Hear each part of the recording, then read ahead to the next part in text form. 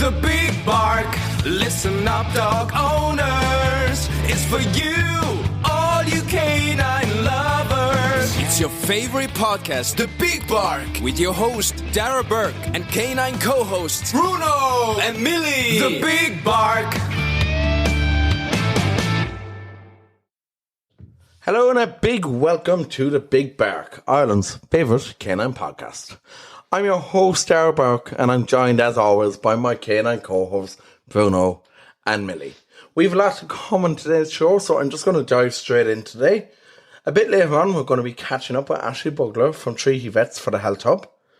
We'll chat to Samantha Rawson about puppies, our favourite topic, on our Clever Canine section. We'll be chatting with Katie Andrews, professional groomer in Pet Mania Westport, about the importance of grooming your dog, and we'll be filling you all in on the details of our big giveaway in association with Mackle Pet Foods, and we'll be giving you some details on the secret breed for that, which you will need to know to enter the competition. All this and so much more to come on the show, and as we dive in, let's go straight to our first topic, which is we have another listener who is in need of some advice this week, and we got great response in last week. Let me just remind you, that was the guy, the girl who wanted to, get rid of her boyfriend's dogs. Yes, like that. That was quite a topical and quite a controversial one. A lot of people saying there to get rid of the girl. Let's have a look at some of the comments for that, actually. Someone actually did say maybe a proper bit of training so that the dogs can be calmer and not so excited. Let's see. There is, someone says, bye boyfriend. Yeah, your boyfriend is a pure. I won't say what Jamie from Trails and Tales said. Not for a show like this. And let's see, if my dogs don't like a human, there's usually a good reason. And yeah, a lot of people saying, and yes, it was the boyfriend who wanted to get rid of the dogs. And a lot of people saying the boyfriend has to go because your dogs are your family and your dogs will always be there for you. So yeah, it's quite a topical one. And we actually have another quite topical one today now as well. And well, this is one that we would hopefully get a good bit of input and advice on as well. So, hey Big Bark team, hope your listeners can help. We just bought a new house in Wicklow. The previous owners of our place were an elderly couple who were well known in the area, basically for being the granddad and granny to everyone. And our garden was pretty much open for all the kids in the neighbourhood to play in. When we moved in, we wanted to be good neighbours and we agreed that they could keep playing in our garden because it's the biggest one in the area. Recently, my father got sick and he's not able to keep his own dogs any longer due to ill health. He didn't want to separate them up because they're old and he didn't want to send them to new homes, so he asked would we take them, and myself and my wife, we jumped at the opportunity. So obviously we love these dogs, so that's why we agreed. But that's when the problem started. Now, most of the kids love the dogs and are very good with them, but last week one of our neighbours showed up and we had never met this woman before. And she demanded we get rid of the dogs because her child fell in dog poo when playing in our garden.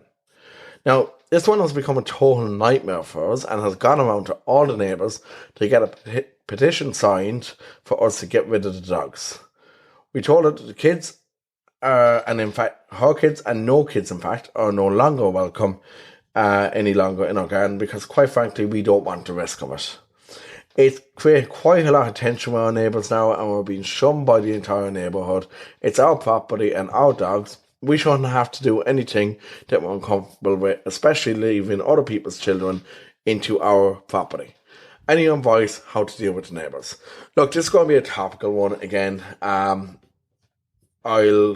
hopefully get some good feedback in from our Instagram page on this, so feel free, guys. Over on our Instagram page, you'll see that up there.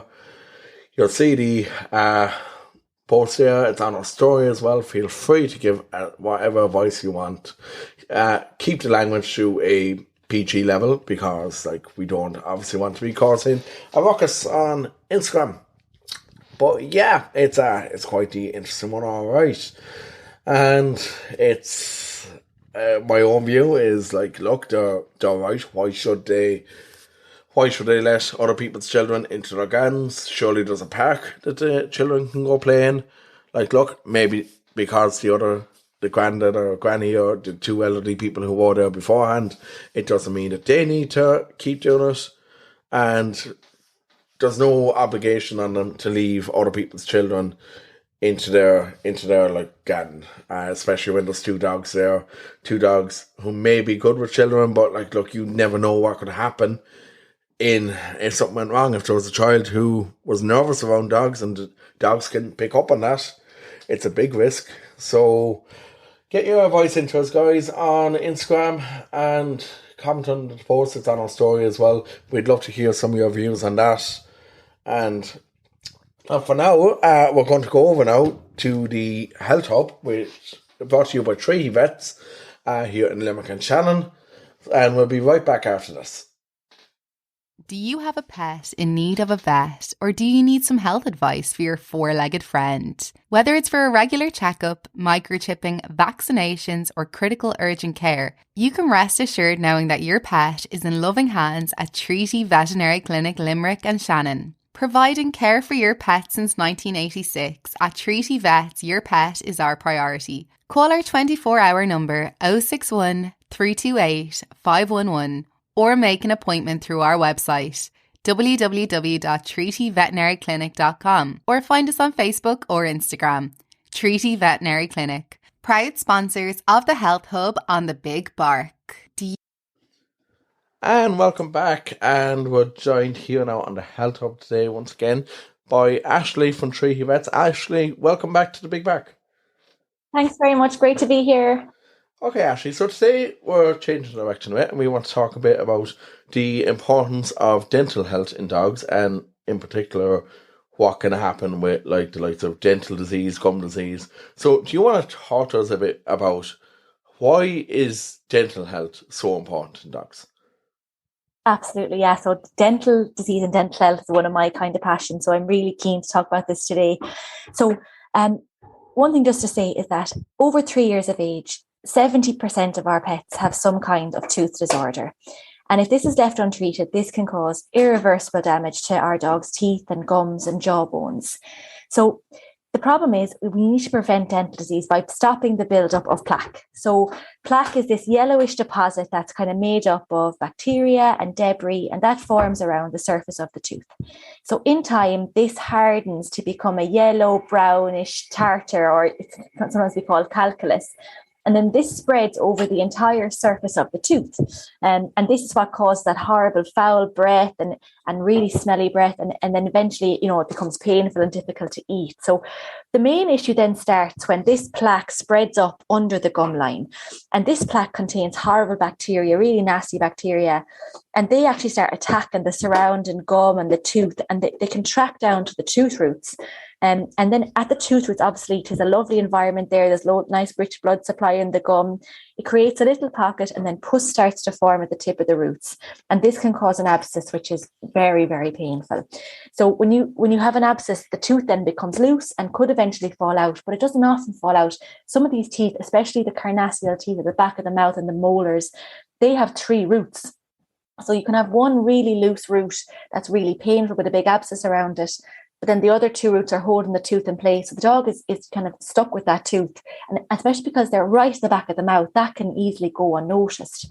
The other point is that these bacteria and the toxins that these bacteria produce, they can actually enter the bloodstream through the gums and cause damage elsewhere in the body, like in the heart and the kidneys and the liver. So especially dogs that are prone to heart disease, that bacteria can get into the bloodstream, circulate through the bloodstream, and when the blood flow slows down as it's going through the heart and it meets the heart valves, it can actually settle on the heart valves and cause what's called endocarditis. So you get an infection in your heart and cause kind of growths almost on the heart valves, which then leads to murmurs and things like that. And then, as you can imagine, dogs that already have heart disease, their valves are already compromised, and then you're getting this extra pressure kind of on top of that. So if you ever notice kind of smelly breath or obviously a difficult difficulty eating or any excess salivation or kind of a change in the pattern of how your dog is eating. So if they used to eat really happily and now they're slowly eating, or they're eating on one side of their mouth or anything like that, that's a real, indication there's something wrong in the mouth. And especially, it can be kind of insidious in onset. So you might not notice. It might be something that comes on quite slowly. But if you do notice a change in the pattern of eating, or if they're becoming selective with their food, so they're picking out the soft bits, or they'll eat a bit of chicken happily, but they won't eat their dry food anymore, or they're dropping food, or they're spilling water out of their mouth, hanging their tongue out of their mouth, or obviously pawing at the mouth, or if they will let you open the mouth and you can see that there's brown or yellow horrible stuff on the teeth, they're all reasons to definitely get your dog down to your vet and get those teeth checked out, because dental disease is severely painful. And when it comes to a point where a dog is not eating because of dental disease, that kind of means the dog is in excruciating pain, because usually, even if dental disease is severe, they'll still be eating something because they have that nature in them to survive. So if you see any minor change in their pattern of eating, any smell from the mouth, excess salivation, change in chewing, anything like that, get your dog down to the vet as quick as you can. Okay, Ashley, that's great, and great advice there. So tell me, what should we be doing as dog owners to keep our dog's teeth clean? Like, obviously we know there's like products that you can pick up even in a local pet shop, like actual toothpaste and stuff. How often should you be like cleaning your dog's teeth? Absolutely. So yeah, from a puppy, I would say, my advice would be to start brushing your dog's teeth every day. So you can imagine in humans, if you didn't brush your teeth every day, how horrible your teeth would be and how much plaque and bacteria would be building up in your mouth. And dogs are the same, and little puppies sure are picking up, bits of mud and grass and everything from outside. So and when they're pups is the time to start getting them used to it. So what I would say is to pick up a good quality dog toothpaste, one that preferably contains chlorhexidine. That's the kind of antiseptic that we want in those toothpastes.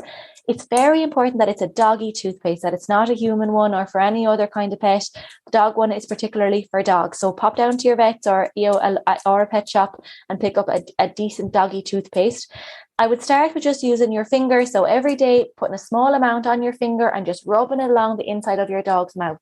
Now, just if you have a puppy, start straight away. If you have an adult dog, don't be put off. Oh, he's your doggy, you'll get there. So nice and easy, nice and patient, loads of praise, and start really gently. Even just start by lifting the lip once a day, and then start with just your finger, nothing else, just touching the teeth. And then the next day, put a little bit of the toothpaste on, and so on. Just easy does it, really nice and easy. And eventually what you want to be able to do is have a nice kind of pea-sized amount of toothpaste on your finger and rub it completely along all surface of the teeth and gums on the, in the dog's mouth, upper and lower, okay? Up all the upper teeth and all the lower teeth and all along the gum line. And I think we should be doing that every single day, because that bacteria, once it's in your mouth, that stays there forever if it's not removed. It never goes away. So they can be drinking, or you can put, I know there are products out there that you can put in the water, and I suppose they're better than nothing. Maybe for an aggressive dog, if you absolutely can't get near their mouth, it's better than nothing. But the real secret is brushing the teeth. So once the doggy is accepting you using your finger, you can then start moving on to a brush. So the mechanical action of the brushing is really helpful to removing this bacteria and plaque from the teeth. So you can buy little finger brushes that go on over your finger, and I think that's a nice option, because you've already gained the dog's trust by putting the finger into the mouth. So it's not a big step up then to have a brush on your finger to go into the mouth. It's a bit less scary than just kind of going at them with a toothbrush as such. So that would be my recommendation. Or you can get a soft child's brush if your dog is really, really friendly and really, really easy going. They probably won't mind you using a very, very soft child's brush or a soft kind of doggy toothbrush. But I like the finger brushes. They're excellent. And then in terms of treatment of dental disease, I suppose, if you do notice your dog is having dental issues, bring them down to the vet. If I notice that a doggy's coming into me and he's got really bad plaque and tartar, I'll be recommending ultrasonic cleaning. So when you get that level, that hard black tartar, brown tartar on the teeth, brushing isn't going to take that away, okay? That needs to be mechanically removed with an ultrasonic scaler. So for that to happen, the doggy needs a general anaesthetic. So we might do some pre-anaesthetic bloods. We'll do full checkup, make sure your dog is in good health, for the anaesthetic. And then we'll go ahead and we'll scale all the teeth. So we'll remove that heavy plaque and tartar from the teeth with our little scaler. And then we do a full dental check. So we check all the roots. We measure for any kind of gum recession or anything like that. And if we have any loose teeth or rotten teeth or teeth with abscesses, we'll extract those teeth, okay? There's no point leaving kind of sore, painful, loose teeth in a dog's mouth. They're not doing them any favours. And once you extract that tooth and obviously suture the gum and everything, within a couple of weeks, that gum heals really well. And the dog's mouth actually gets really strong. So they have, their facial bones and their jaw bones are really hard underneath once those horrible teeth are gone out. And they can chew absolutely fine. They have no issue. I know some dogs who have very little teeth left and are still eating dry food, no problem, because they're not in any pain. So that's really important. And then we also have things like dental x-ray and things like that to check for abscesses, or kind of if a doggy, say at some point in their life, they might have broken a tooth and it went unawares to the owner, and those roots are left behind in the gum, and then they become infected. We might not see that on the outside, so we might have to do a little x-ray to detect that, and then go in and surgically remove those roots. There was one other thing I wanted to mention was about kind of injuries to the mouth. So I do see a lot of tooth injuries, tooth fractures. Some of them are accidental, so things like stick injuries, so throwing sticks for your dog and the dog jumps up and catches a stick awkwardly and hurts a tooth, or so I've seen a lot of sticks stuck in mouths, stuff like that. But the main one is kind of giving your dog bones and sticks to chew on, or I've even heard of people feeding or giving antlers and kind of rawhide and stuff to chew on. And I've seen a lot of slab fractures of the bigger teeth in the mouth, and even kind of fractures of the canine teeth. And these are extremely, extremely painful injuries to a dog. And they're actually quite challenging to treat, because usually those teeth are quite healthy and they're very difficult to extract. So really what I wanted to say is that if you're going to give your dog a treat, any kind of a hard treat, obviously avoid bones and sticks and kind of antlers and things like that. But even like any kind of chewed sticks or toys, if you can't indent the toy or the treat with your nail, then it's too hard for your dog to be chewing on. So avoid anything overly hard in an effort to avoid, causing problems that we don't need to be causing. Okay. And that's the other thing. And then there was one other thing, is that some dogs are just prone to dental disease. So kind of greyhounds we often see, or kind of dogs with narrow mouths, Jack Russell Terriers, other terriers, and even kind of the brachycephalic breeds, so the short-faced breeds that have kind of their teeth are kind of bunched up in their mouth. These dogs are really prone to dental disease. So some of these dogs, it's not unusual for them to need a scale and polish, every year, every 2 years. And then if we're seeing doggies that are having to have scales and polishes really regularly, and that the plaque is just building up really quickly, despite the owner's best efforts with toothbrushing and everything, there is diets, special prescription diets that we can prescribe. So there are certain diets that are formed to help keep the teeth clean, so they don't stick to the surface of the tooth, and they contain like a special fiber matrix with these aligned fibers, and this helps to gently scrape the surface of the tooth while the tooth is being chewed. And they often contain a high level of antioxidants too, which helps to kind of neutralize free radicals and bind up those toxins that are being released. So there's lots of things we can do to keep your dog's mouth healthy. And I actually think it's one of the most important aspects of being a pet owner, is being really, really hot on your dog's dental care. It's a big issue that, I see every single day, multiple times a day, is dogs with sore mouths, dirty mouths, infected mouths, and it's totally, preventable and treatable. So just if you do think your doggy is having any kind of problems with the mouth, or you want to kind of get a step ahead and prevent problems, just come down and pop down and talk to us, or talk to your vet. There's loads of things we can do to help. That's fantastic, Ashley. That's Ashley from Treaty Vets on our Health Hub, brought to you by Treaty Vets.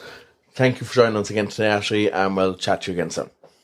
Thanks very much. Talk to you soon.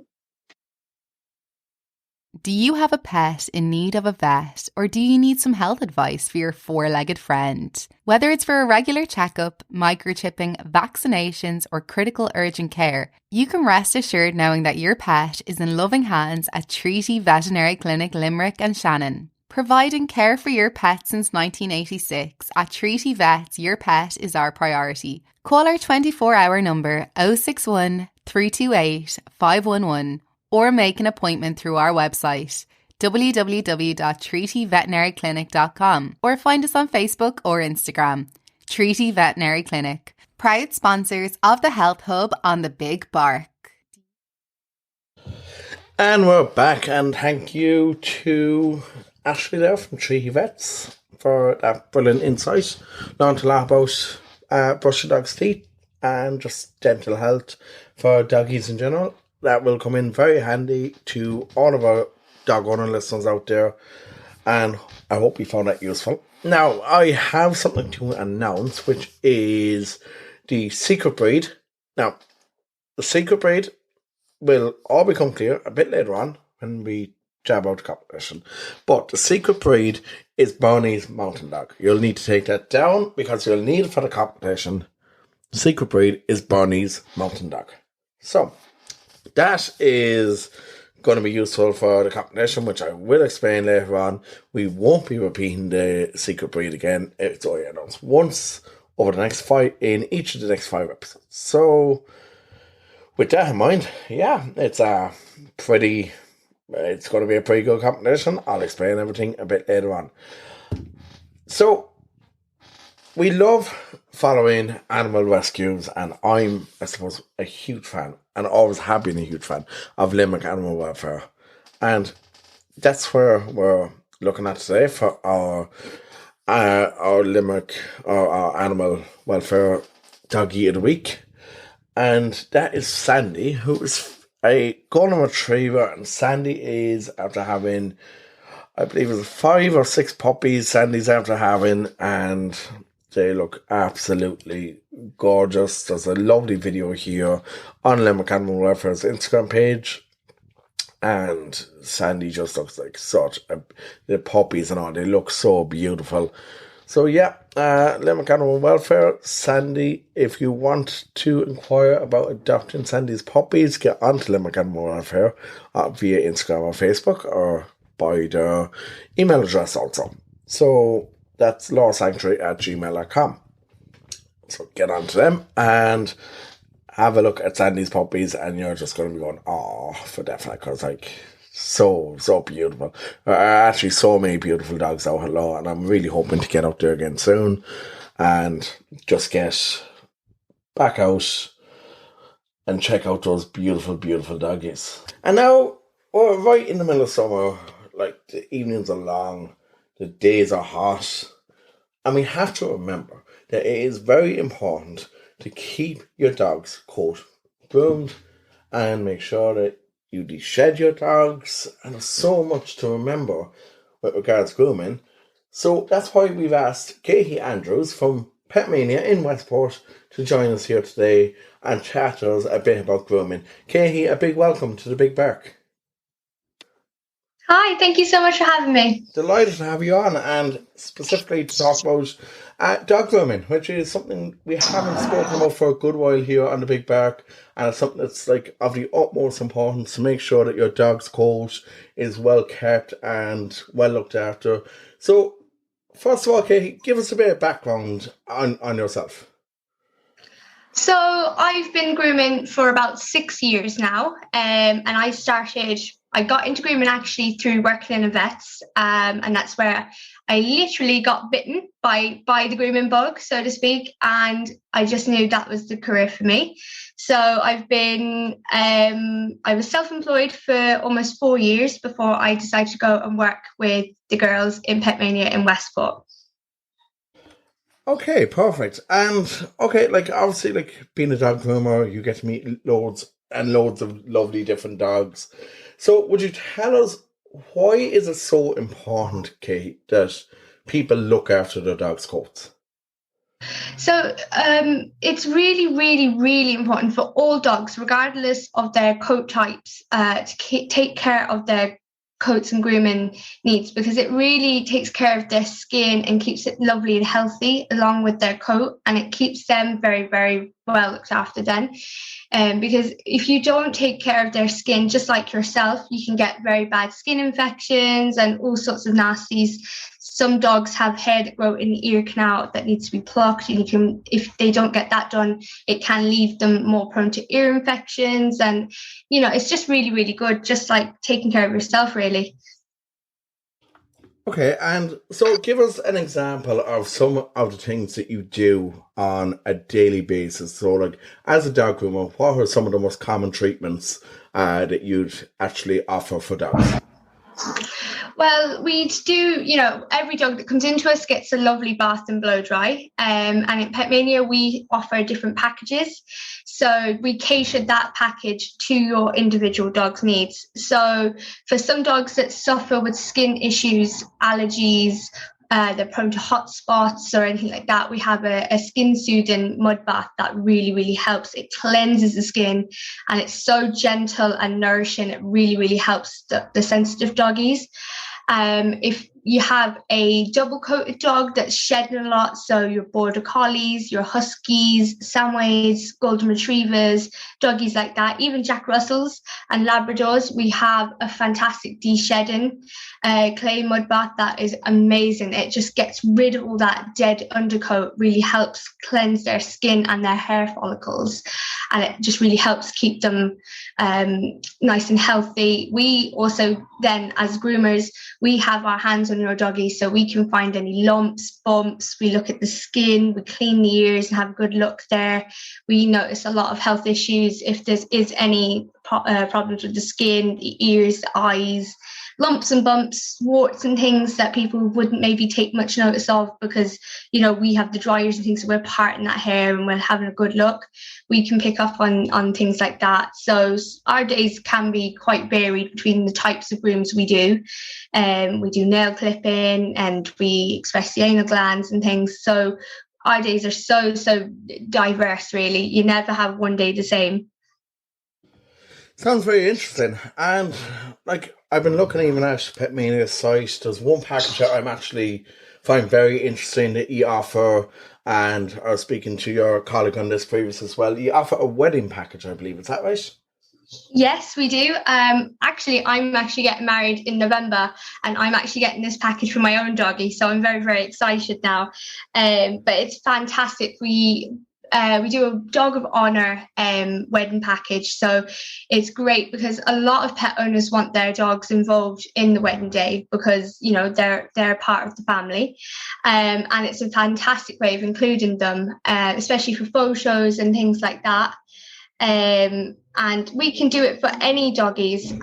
So you'd get your doggies groomed, and what comes with that package is a choice of a wedding bow tie or a ring bearer bow. There's a lovely floral lead. It's got flowers on it, or even a wedding flower. You get a choice of that with the package. And we will make sure your doggy's looking absolutely fantastic the day before your wedding. We usually do a little meet and greet anyways to assess your doggy's coat type, and we will arrange grooms in the process leading up to that to make sure that their coat is in the best condition possible for the groom, for the wedding even, sorry. Brilliant, Katie. That sounds like a really interesting package, and I suppose it's something now with COVID kind of nearly behind us. It's something with a lot of weddings going on this year. I'd say it must be a very popular package. It is, and it's such a joy. We had one only recently, and it was just such a joy to see how happy the owners were, and the pictures we got sent shortly afterwards. The doggy looked fantastic, and it was just nice to be able to help him be a part of the day and make that such a special moment for everybody involved. Brilliant. Now, Kay, I want to turn attention a bit for a minute because obviously we're coming to the height of the summer season now. So grooming is probably just as, or if not more important during the summer. Is that right?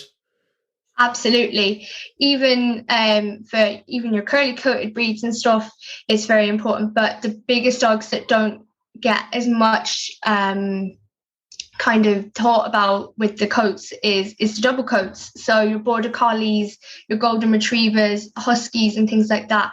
It's very, very important for shedding breeds to get groomed regularly especially throughout the summer, because if they have a build-up of that dead undercoat, it can make the skin can't breathe and they don't sweat as easily. So you can get a build-up of bacteria on the skin. They can get skin infections, they overheat. And a common misconception is, I have a golden retriever who's very hot in the summer, I should shave him very short. But this is actually one of the worst things you can do. If you keep them de-shedded and brushed out and regularly groomed throughout the summer and all year, but especially during the summer, you allow that skin to breathe, and their coat helps them regulate. If you start cutting the coat, you can leave them very, very prone to sunburn, and they can't thermoregulate their skin very well. So it's just a very complicated kind of thing there. You get into the science of the coats there, but it's very, very important that all doggies do get seen very regularly throughout the summer, just to keep them cool. Brilliant. And Katie, what should dog owners be doing to care for the dog's coat at home in between grooming sessions? Brush, and just keep brushing.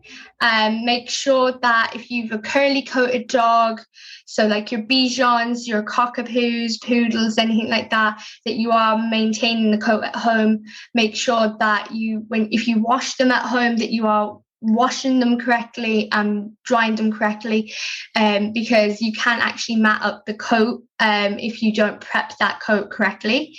But if you pop into one of your Pet Mania stores and ask to speak to one of the groomers, we'll absolutely be able to talk you through the steps and making sure how to correctly brush, or you can look up on YouTube and things about line brushing a curly coat. It's very, very important. And just that's the main thing, just keep brushing. And if you've any questions, you can always pop into us and we'll be happy to help. That's great, Katie. And I have one question as well here that came in from one of our listeners, and I'm just going to bring it up to her now. What should I do to look after my dog's coat after he goes for a swim? So the biggest thing is to actually make sure that you don't let them air dry, especially if they're long-haired coats. So even if it's something like a Yorkshire Terrier, or especially, I know the Bijons and things like that, they're mad little things for wanting to go swimming and things. But you want to make sure that his coat is, maybe give him a little bit of a wash afterwards. Doesn't have to be a big ordeal, just a little bit of a rinse down to get any of the rubbish off his coat. And then make sure that you brush that coat out really, really well, and make sure you dry the coat really, really well. So don't just towel dry and leave them, because that's where the knots and friction will cause some mashing. You'd want to brush out and use your hairdryer to dry them, and just keep brushing, and that usually can help. But if your doggy is a big swimmer, you can speak to your groomer about a groom that would suit a more active doggy. We'll be happy to help and advise you there about kind of coat lengths and things like that you can do to make sure that coat is easier to maintain at home. That's great, Katie. Katie, thank you so much for joining me on the Big Bark today. Pleasure to have you on. That's Katie Andrews from Pet Mania in Westport, County Mayo. Thanks so much. And that was Katie Andrews there. Thank you, Katie, for joining us. That was very informative. Delighted to have Katie on the show to chat to us about grooming your dog. Very, very important, especially this time of year. Important all year round, but proper grooming is always needed for your beautiful canine friend. Now, I did promise you a bit more detail about our competition. And okay, let me give you the full details. You will remember earlier on that we mentioned our secret breed. Not going to tell you what that is for the simple reason you have to listen earlier on. But here's what you need to do. So that secret breed will be announced in this episode, as it was earlier, and then the episode 50 through to 53, which will take us right up to the 21st July. You need to listen to the Big Bark to find that secret breed. Could be anywhere on the show. So after that, you need to submit your entry for the competition, and I'll tell you the prize in a minute. You'll need to submit your details and the secret breed that I announced earlier on brandydogfood.com. Link will be in the bio. And what you can win is a 3-month supply of Brandy dog food. So closing day for entries is the 4th of August. So it's open for a good while. You can have multiple entries. There will be multiple entries allowed. But you need to know the secret breed in order to enter on brandydogfood.com. So make sure that you listen through the episode and you will find the secret breed announced there. Enter those details over on brandydogfood.com and you could be in with a chance to win a 3-month supply, 12 weeks of feeding, which is based on a 10 kilo dog based on the FED-IAF nutritional guidelines. Terms and conditions apply, and you can find all details on our Instagram and Facebook pages. And competition is open to residents of the Republic of Ireland and Northern Ireland. So good luck on that. If you want any more details, feel free to DM underneath the post on Instagram or on Facebook. And be sure that you have listened in and got the secret breed from our show earlier on. Now, we're coming close to the end of the show, but coming up now, we are heading over to Tipperary to chat to Samantha Rawson from the Canine College about puppies. Clever Canines on the Big Bark is brought to you by the Canine College, run by champion dog trainer Samantha Rawson, a regular contributor to RT Radio and television. Samantha is a certified canine behaviour consultant and with 30 years experience in the field. She has the knowledge and understanding to help any dog. Our services include individual dog training from basic to competition standard, assessments and behaviour consultations. The Canine College is set on 5 acres with a secure paddock and an indoor classroom. See thecaninecollege.ie or find us on Facebook for more information. Okay, and we're back now on the Big Bark, and we're back on our Clever Canine segment, and we welcome today Samantha Rawson from the Canine College. Samantha, welcome to the show. Thanks, Darragh. Great to have you back on. It's been a while since you've been on with us, but you're going to be talking to us over the next 6 weeks on different dog training topics. So let's today start off from the beginning. We're talking about puppies today, isn't that right? Yes. So I want to kind of concentrate on very young puppies, and even before you get the pup, and that the early environment and the breeder and how the pup is reared is really important before you even get the pup or buy the pup or wherever you source your puppy from. Looking at the environment where the puppy is born and reared and the health of the mother and the father, if he's there, is really important, because that should kind of indicate whether you're going to purchase this pup or not.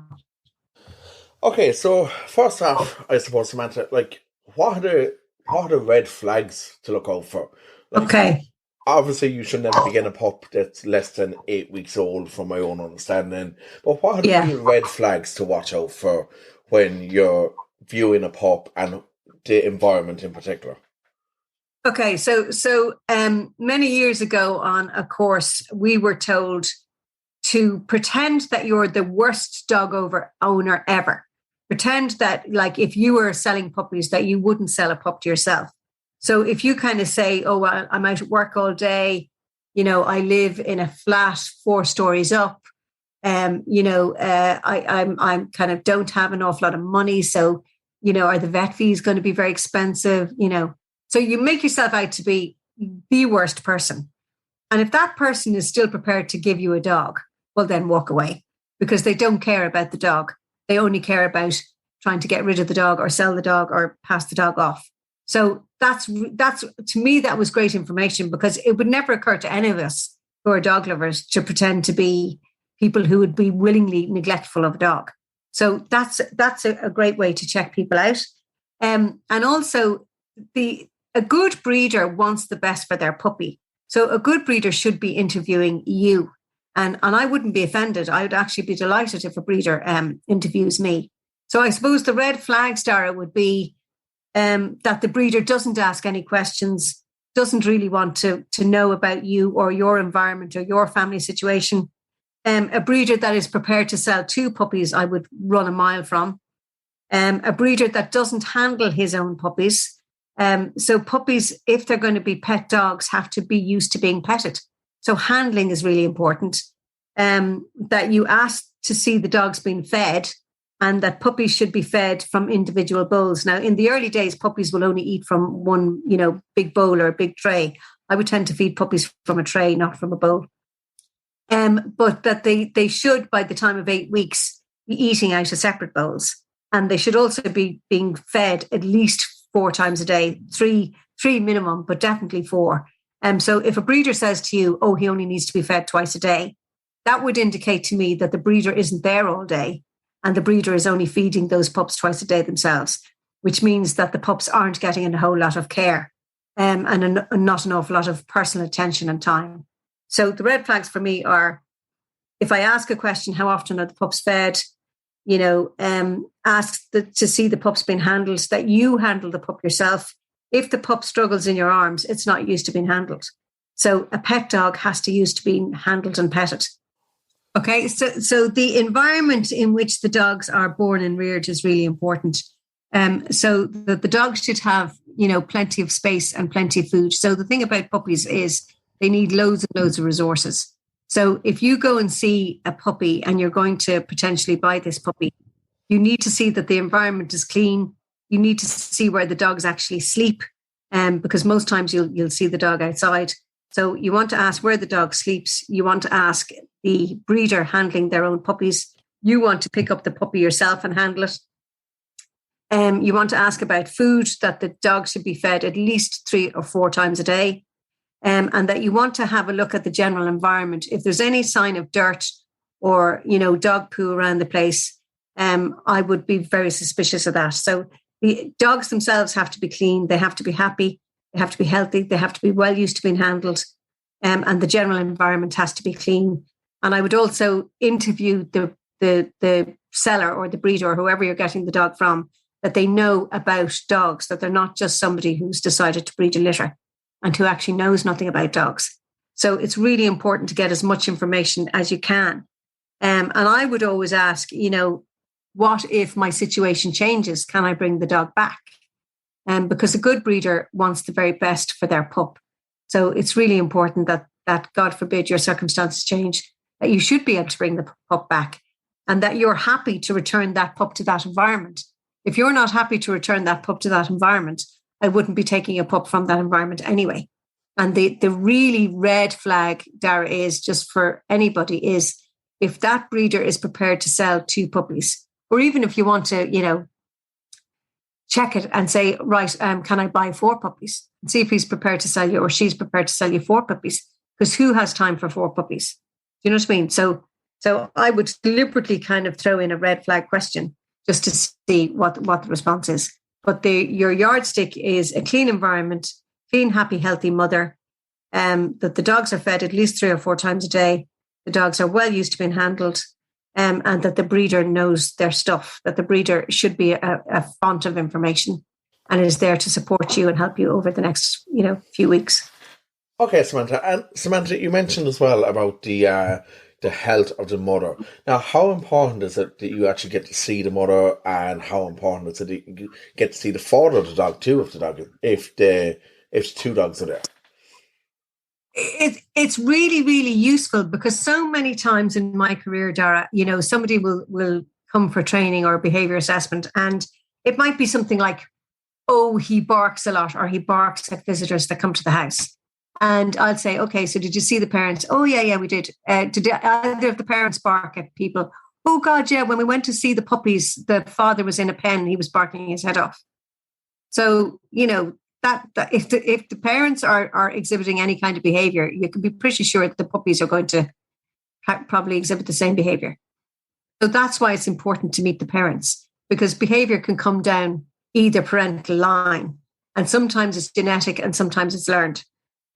So that's really important. Again, if I was, meeting the mother of a pup or the father of the pup, I want happy, healthy, confident, outgoing dogs. If the mother or the father is nervous, well, then maybe the puppy might be nervous.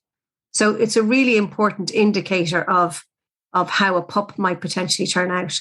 And also then from the health point of view, if a mother is anyway stressed while she's pregnant, or if she's not being fed properly enough, or she doesn't have the proper care or the proper nutrients, and her health is compromised or her emotional health is compromised, but then she's going to produce a puppy that's born into a stressed environment. And that puppy more than likely is going to have some kind of welfare issues as it grows up, whether it be medical, that it needs veterinary attention, or whether it then be behavioral down the road. So that's why the health of the mother and the environment that the puppies are reared in is really, really important, that you check that out, and that you do a bit of digging, and you try and, without thinking that everybody's, pulling the wool out over your eyes, that you try and do some investigatory work, and do your homework. And I also would never buy a dog on the day I go to see it. I would go and see several litters, so you have a choice. And I would never buy a dog on the day I go to see it. I would go away and think about it, and then come back. And if I'm happy, then great. If you're happy with everything, then great. But if you're anyway suspicious, or there's any doubt in your mind, just walk away. That's very good advice, Samantha. And I suppose all this is very important for, I suppose, to make sure that you're not buying off a puppy farm or a backyard breeder. Like I remember we talked a lot about this back there, would have been a year or two ago, on the show, about like all these backyard breeders, how the price of dogs had gone so high as well at the time. Yeah. Like, it is very important for dog owners to know where they're actually going into to buy a dog. Yeah, because as soon as you walk away, Darragh, and you bring that dog home, regardless of how much money has exchanged, once you bring that dog home and you have any problems, if that breeder is gone for the hills and is not to be seen and doesn't care about the welfare of the pup, you're on your own. It's like you're totally on your own, and now you've got a dog who has potentially medical issues that you're going to be down at the vet, or everything seems fine, and then suddenly you hit a behavior issue when the dog is 6 months old. So it's really important that, this is a 14-year commitment, that you do your damnedest to try and buy a dog that's emotionally healthy, that's physically healthy, that you're happy with the person who sold you or gave you the dog, that they're actually a dog lover, and that they are interested in the dogs. Because otherwise, excuse the pun, but quite literally, you are being sold a pup, quite literally.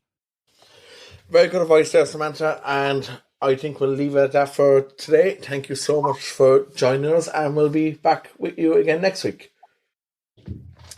And that was Samantha Rawson there on Clever Canines, which is brought to you by the Canine College. Thanks, Samantha, for joining us, and she'll be back next week again. She'll be continuing on her conversation about puppies, and we'll be talking next week about when you get your new puppy home, what are the next steps? So that's all the time we have today. Remember, check out our competition on Instagram, and also be sure to check us out on Instagram, Facebook, on all the socials. We're on all of them. And in the meantime, thanks to all our guests today, and have a great week, and give your doggies lots and lots and lots of cuddles for us all. The Big Bark, listen up dog owners, is for you, all you canine lovers. It's your favorite podcast, The Big Bark, with your host Darragh Burke and canine co-hosts Bruno and Milly. The Big Bark,